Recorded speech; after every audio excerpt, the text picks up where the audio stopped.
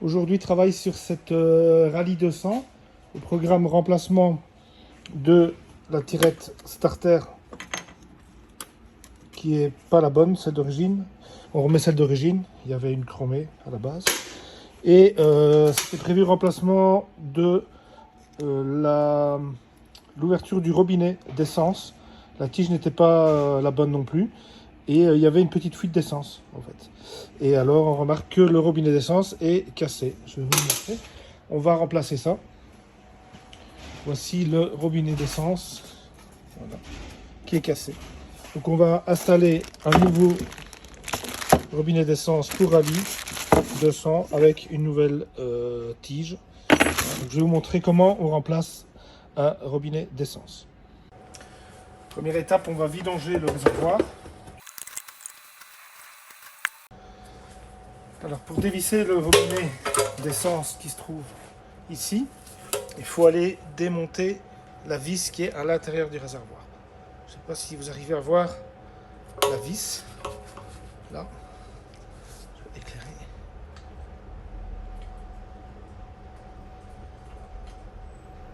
Voilà, la vis là, vous voyez. Donc ce qui n'est pas très pratique. Et pour ce faire, on utilise des clés comme ça.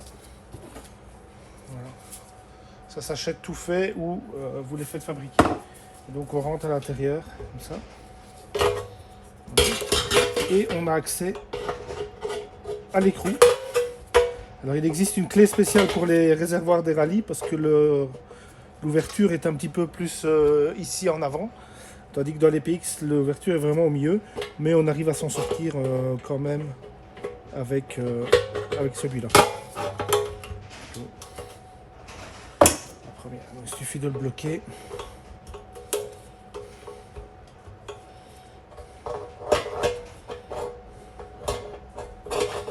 Ça, ce sera un outil à mettre dans le panier lors de la prochaine commande.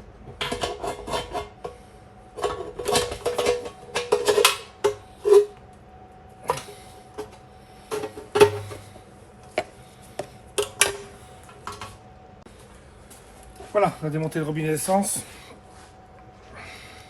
Vous voyez, ça comme ceci. Ça, c'est le cassé. Et ça, c'est le nouveau d'origine Piaggio pour Vespa Rally.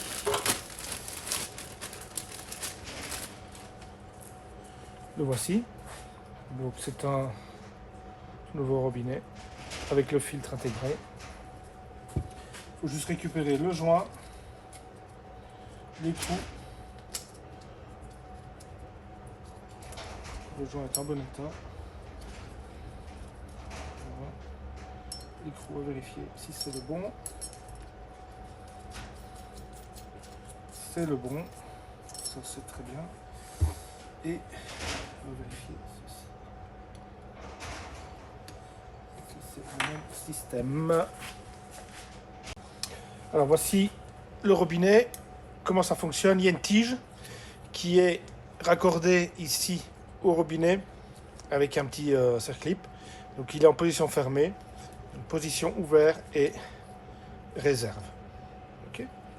Donc toujours tester le robinet avant de le monter. Donc vous mettez en position fermée, vous soufflez ici. S'il n'y a rien qui sort, eh bien c'est que ça fonctionne bien, que l'étanchéité est bonne. Et même chose, ça doit passer ouvert et ça doit passer en réserve. Voilà. Donc ici pour l'installer, on va enlever la tige, installer le robinet, bien le serrer, mettre de l'essence.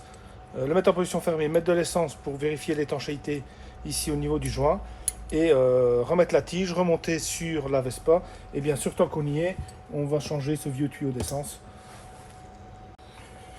Voilà, le nouveau robinet est installé. Je vous avouerai que j'ai eu un peu de mal parce que je n'ai pas la bonne clé, donc j'ai dû modifier, tordre un peu cette clé-ci pour pouvoir y accéder. Avec, donc je vous répète, un réservoir normal, le trou est au milieu. Voilà, on rentre cette clé et on arrive à tenir l'écrou. Mais dans celui-ci, le trou il est décentré, mais le robinet est quand même presque au milieu. Donc il faut une clé spéciale que je vais bien sûr commander. Parce que bon, ça c'est quand même du bricolage, mais comme j'en avais deux, voilà, pour pouvoir faire le travail tout de suite, j'ai fait comme ceci. Maintenant, on va remplir et on va vérifier l'étanchéité du robinet. Voilà, on a mis l'essence dedans. Donc ici, on vérifie qu'il n'y a pas de fuite. Voilà, donc là il est en position fermée.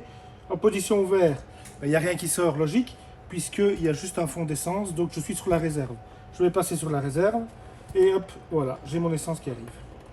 Donc le robinet fonctionne bien.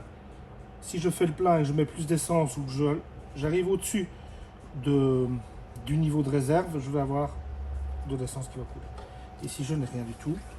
Voilà, c'est parfait. Donc maintenant, je redémonte la languette. Enfin non, je laisse la languette. Je vais mettre un nouveau tuyau d'essence et on va le remonter sur la Vespa.